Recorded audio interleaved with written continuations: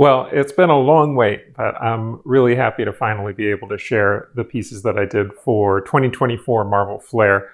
I was asked back in 2022, I think it was, to create a series of paintings for a Flairium subset that represented different Marvel kind of iconic moments. And so that was really exciting because not only did it mean I'm going to get to do a bunch of pieces with a bunch of really cool characters, kind of like key characters, which is always fun to work with, but that I was going to get to depict them in some moments from comics that I grew up reading and very kind of important, famous, iconic moments. So the pieces that I did, most of them, I keep looking down here because I've got them all laid out. I've been just finally giving them a varnish.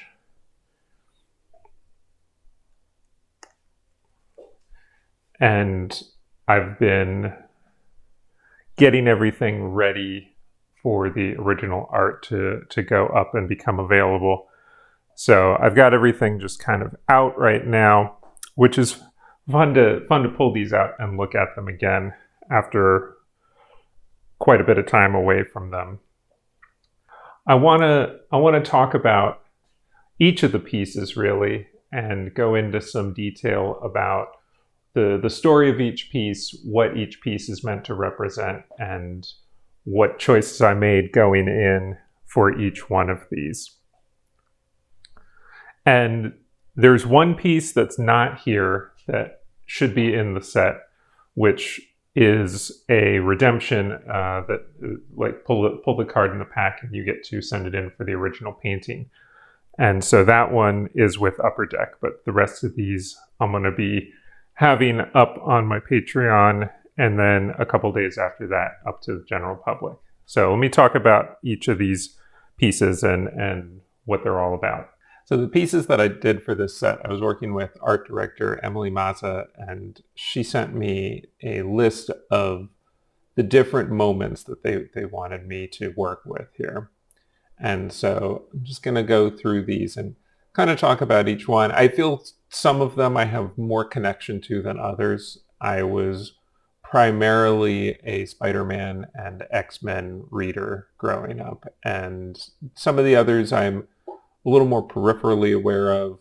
I definitely was new to a couple of these, especially one or two of them that were kind of past the point when I was still reading comics regularly. But we'll start with one of those actually, which is the death of Captain America, which this was from Captain America number 25. And there was a number of rules that need to be followed working on the Marvel pieces for these trading cards. And I think a big reason, besides Marvel, just with their general rules of how their brand can be seen and presented, is that these trading cards are seen as a an item for kids, for children. And so one of the things that you absolutely can't do is have any blood or any violence or anything that represents a person who's seriously wounded or dying. And with this Captain America storyline, like that really is the moment, is Captain America has been shot by a sniper's bullet and he's laying on this, I think it's like courthouse steps. And I could not show that. There was no way that I was going to be able to make that work with the restrictions that I had. And so I was just kind of looking at what other moments would be interesting and what else is going on in this storyline and in this particular issue. And there's a moment just before the sniper bullet that kills Captain America where he's being led through this crowd, and there's one side that's all of the pro-Captain America protesters and one side that is all of the anti-Captain America protesters. And he's being led through unmasked by, I think, SHIELD agents, and he he's looking around and he sees the sniper that's about to shoot him. And then moments later is when he's shot. And that seemed to me like an interesting moment for this character. And I think that the piece has that kind of the tension, the chaos going on around him, and he's looking up away from all of that at something else that's caught his attention. He's looking up to, I think it's the window where he sees the sniper hiding. The next piece is Daredevil Born Again, which was from Daredevil issue number 232. And this is a storyline that I haven't actually personally read, but I have always found Daredevil to be a interesting character. I have read some Daredevil. I just was not reading this particular era when I was. And my understanding of the story, though, is just that I think he's kind of given up on being Daredevil. There's a lot of other things going on, and he's going through, Matt Murdock is going through a really just kind of trying time. And meanwhile, of course, there's the usual superhero, supervillain stuff going on in the city. There's a new supervillain who's causing all kinds of destruction and mayhem. And ultimately, Matt Murdock puts on the suit and steps out of these flames, and we have Daredevil has returned. And, you know, even not having read those books, it's just such a classic moment, and it's a moment I feel like that has happened for a number of different characters in a number of different ways, but that kind of, they've been knocked down and then they get back up and they are ready to keep going. And the scene from the story that there is a panel that's very similar to this painting, just a really strong image. I love, for one thing, I just love painting flames and fire, and I just felt like I wanted to riff, not do the same panel, but just do my version of that kind of standing up and ready to keep going with all of this flames and destruction going on around him. The next one, actually, I'm going to we'll do, because these are kind of a pair, a duo. So the next one I'm going to do here is The Death of Gwen Stacy, which I actually used to own a copy of this. I had a collection for a while, which I let go of a bunch of years ago. I needed the money, and so I sold off my collection of key issues. I'm sure it's worth a lot more now than what I got for it, but this was from Amazing Spider-Man 121, and Green Goblin had abducted Gwen Stacy and then drops her from the top of a bridge, and Spider-Man rescues her, but by the time he catches her, it's too late. And I guess she must have come back later, because Gwen Stacy, of course, became a character, but with things get like rebooted and all that, I truly don't know. But this was an era I definitely, like, I read all the early Spider-Mans. This is, of course, before my time, but I got the graphic novels and old collected issues, and just really enjoyed the early Steve Ditko years, and then into the John Romita years. And so this one, another challenging piece. A lot of these pieces represent characters dying or being killed, and to try to do that in ways that are nonviolent. I actually got, so when I got the cards that I was supposed to sign for the inserts for the set release, there were a couple missing. And I did 11 pieces here, but a few, I think 3 of them were not in that signature set. So I don't know if this piece is actually in the card set or not. I don't, if of the ones that I noticed were missing from the signatures, and I also signed some stickers, so it could be that they were using stickers for some of these. That happened on Platinum.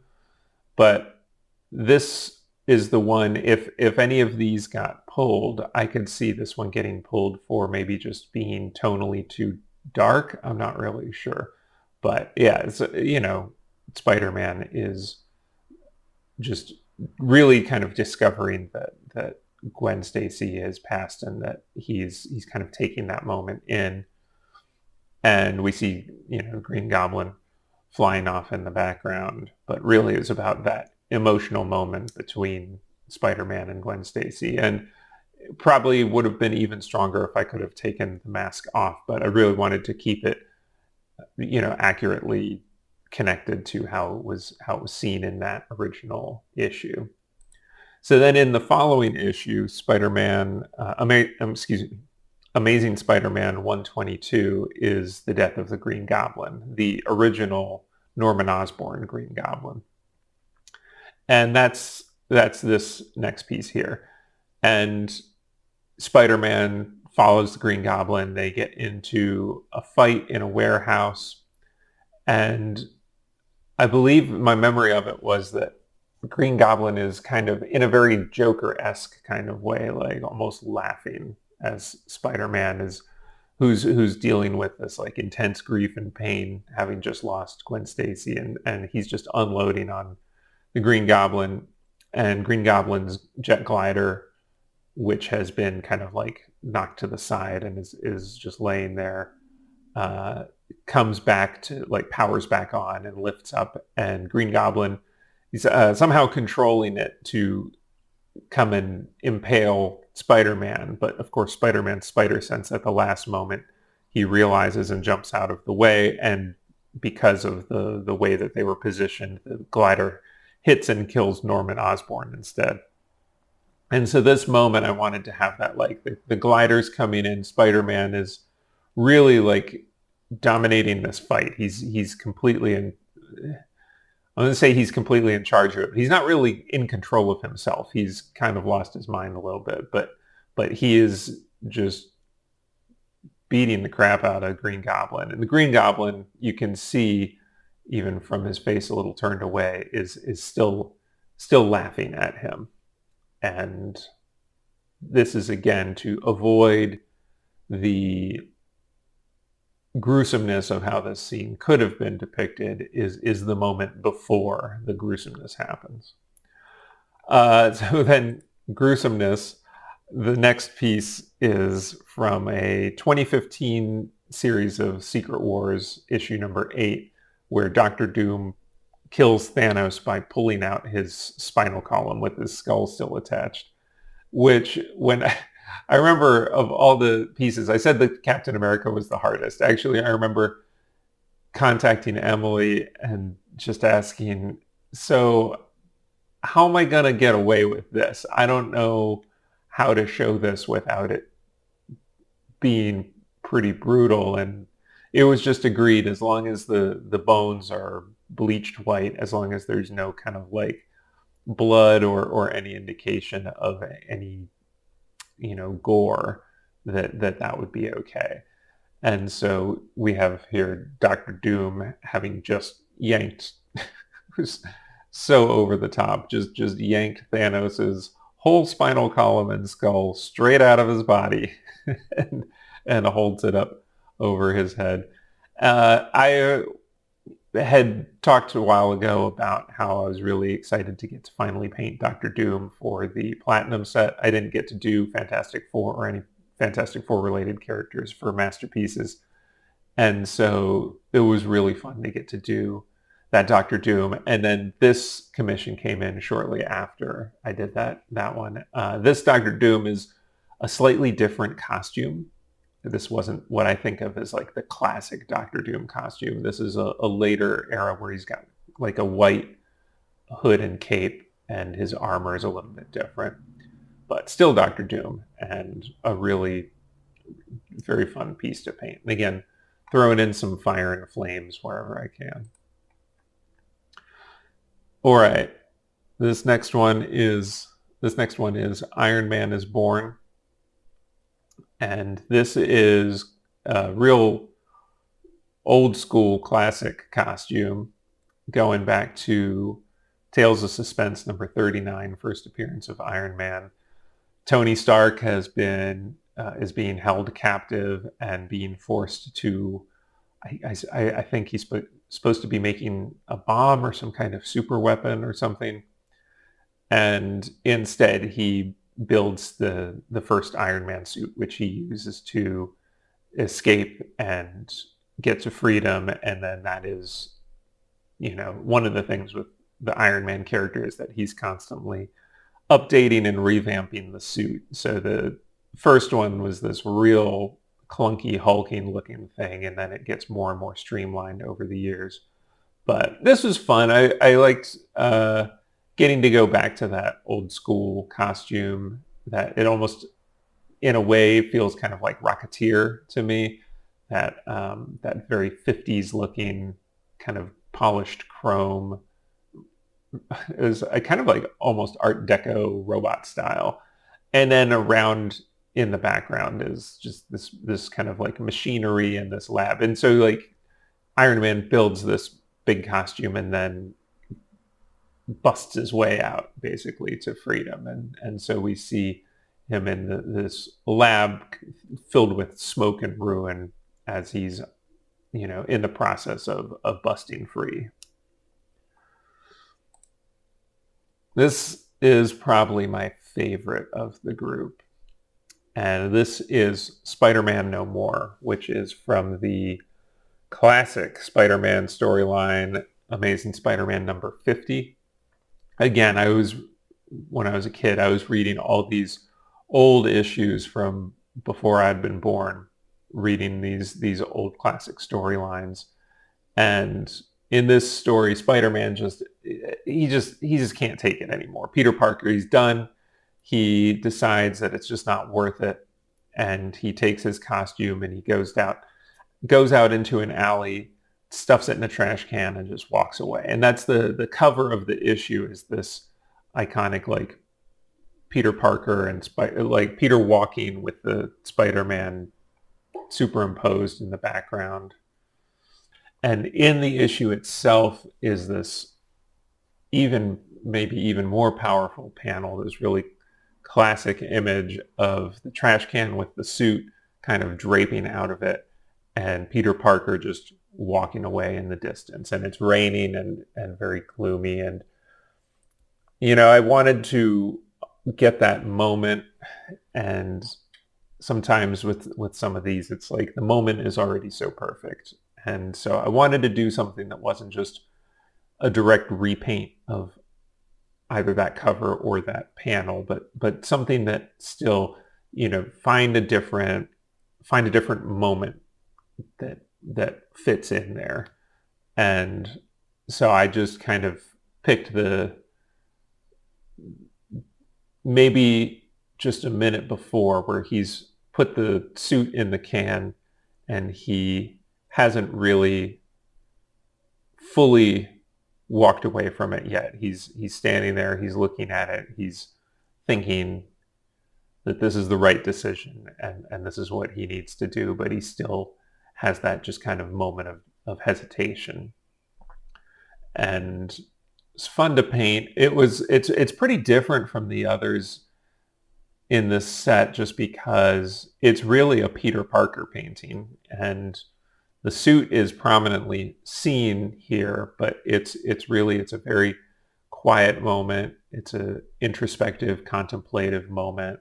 It was fun to really work with the kind of the design of this piece, and also like trying to get that sense of the little like raindrops on the trash can and on the eyes of the suit, and Peter Parker looking wet, like he's been out in the rain. And I really I'm very happy with this one. I feel like it got exactly the mood that I was going for. And I feel like I did something that does justice to the original without just trying to recreate it, but to just kind of like see it from my own lens and perspective here. All right, after this is the one that Upper Deck took for the redemption. And so I don't have the original of this, but this is Doctor Strange meeting Eternity in the Eternity Saga, which is from Strange Tales 138.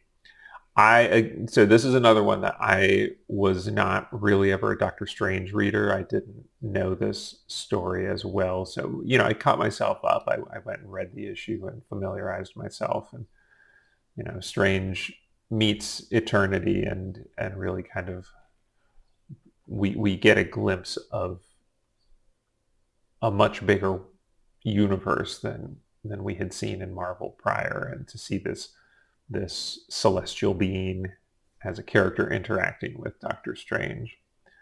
And, it was really just kind of working with that, the character design of Eternity I thought was really fun. And so he's kind of like showing Doctor Strange, like presenting Doctor Strange with understanding beyond his previous understanding is how I recall this scene happening. And so that is the scene here, and that's a challenging thing to depict, but I think these are two fun characters to paint, and so I just wanted to have that moment of the two of them together. This is another one I hope is in the set but wasn't in the signatures that I did. Actually, I think that Doctor Strange in Eternity also wasn't in the signatures that I did, so I don't know about some of these. So this is another one that wasn't in the signatures I did, but it is the wedding of Sue and Reed Richards, the Fantastic Four, I think it was Fantastic Four Annual #3 wedding issue, which such a kind of like a silly event type of issue. But honestly, I was really looking forward to painting this one. And I think in a big part because, for one thing, again, this is the only painting I've ever done of either of these characters, because in Platinum I got to do the Thing and Human Torch, but I didn't get to do Reed and Sue. And so that was fun. And then also getting to kind of populate the background of the piece with these other Marvel characters that are especially in this kind of very 60s era of the styling on Sue, and also the costumes. You can see Cyclops and Jean Grey and the Beast are wearing their classic yellow and blue X-Men costumes. I wanted to, you got to kind of like position the background characters in such a way that you can kind of see what's going on, but you don't want to distract. And as I was designing this, I had Captain America kind of leaning to the side a little bit so that he wasn't creating a tangent with the edge of Sue's profile. But then as I started developing it further, I realized he's very much like, he looks like he's just kind of like leaning into if somebody was taking a photo and he's making sure that he's in the shot, which he's just, I don't know, there's something about it that makes me laugh. I think it's a very fun little piece. And I painted this smaller. This was 12 by 16. I think of the 11, I did 4 of them at 12 by 16, which was Iron Man, Doctor Strange in Eternity, this piece, and the Doctor Doom and Thanos were all done smaller. The rest done 18 by 24. And this is just a fun little piece. I really wanted it to have a 60s vibe to it. I think that it does. This next one is another that I'm less familiar with. I was definitely never really a Thor reader. That said, I think I've done maybe 4 or 5 paintings of Thor at this point, and this is my favorite, hands down. I'm so happy with how this one came out. I feel like this is the first Thor that I feel like I got it the way that I was going for. The others I'm happy with. I'm not putting down, not to detract from the others, but this one, it really felt like it came together. And the story here, I don't even remember what the story is, to be honest. There's a giant serpent that's threatening the earth, and Thor has to defeat this serpent. I should probably be able to explain this particular story better, but that's just my memory and understanding of it. The main thing was just visually, I felt like there was a lot of fun stuff to work with here. The design of the serpent a little bit goofy, but in a way that I really like. And that classic Thor costume, there's this golden boat that was part of the story. I think that ultimately, like, something with like golden apples or a golden net or something. It was a couple years ago that I, read this issue to do this painting, and I just don't remember. But it was it was a fun piece because having that compositional, like, there was a lot of things I could design with here. Having Thor kind of smaller in the piece, and then this serpent kind of twisting around, and then this flat black with little specks of stars in the background of space behind. They're like having this fight in space. I just very pleased with the end result here. And then final piece is Wolverine having the adamantium yanked out of his body by Magneto. I do remember this issue. This is from X-Men number 25. And I guess at a certain point, the writers realized. I remember earlier issues where they played with this. There's one I remember where Magneto is kind of puppeting Wolverine and having him like with his fist with his pointed at his own head is how I remember it. Just the fact that he's got this metal skeleton, of course, he's completely vulnerable to Magneto. And at this point, I guess they decided to really go for broke and just be like, what if we just pull all the adamantium out of his body?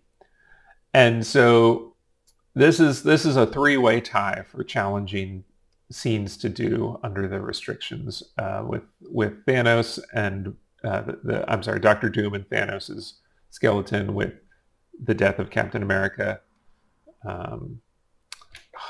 Death of Gwen Stacy wasn't as tricky, I guess, but yeah, I don't know. There were a bunch of these that were tough to pull off without kind of going over the line of what Marvel was cool with. But in this case, one of the things also, no torn costumes is a thing. And so I wanted to have that, that this adamantium being pulled out of his body with that like shredded costuming all coming off. Absolutely not allowed. So the choices I had was either he's in full costume or he's got no costume, and have him wearing like a pair of shorts or something to just kind of like not have him be completely naked, but you can't have the ripped costume. And so that just felt more appropriate to me. It didn't seem right to have this with the full costume on. So it's almost kind of like the costume's already been ripped away, and the adamantium is being pulled out, very liquid metal, kind of swirls and blobs of it being pulled out of his body.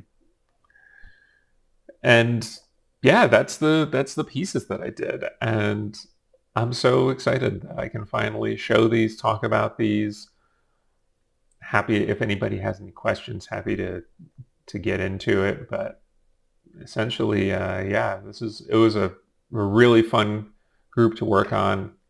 I don't get tired of coming back to Marvel characters, and especially getting to go in and do some of these moments that I really remembered. Spider-Man No More, Green Goblin, and Gwen Stacy's deaths. The first Iron Man, Wolverine losing his adamantium. Like these are issues that I very much remember reading as a kid, or with Wolverine. I guess I was probably a teen when that came out, but yeah, reading these issues and really like them leaving a mark on me. And so to get to come back in and put my mark on them was really a special moment, a singular moment in all the different Marvel stuff I've done to get to do these. So I'm so happy that these are finally released and that people are going to be able to buy their boxes of cards and find hopefully some of these cards in there. And yeah, it's just such a great feeling to be some small part of this whole thing.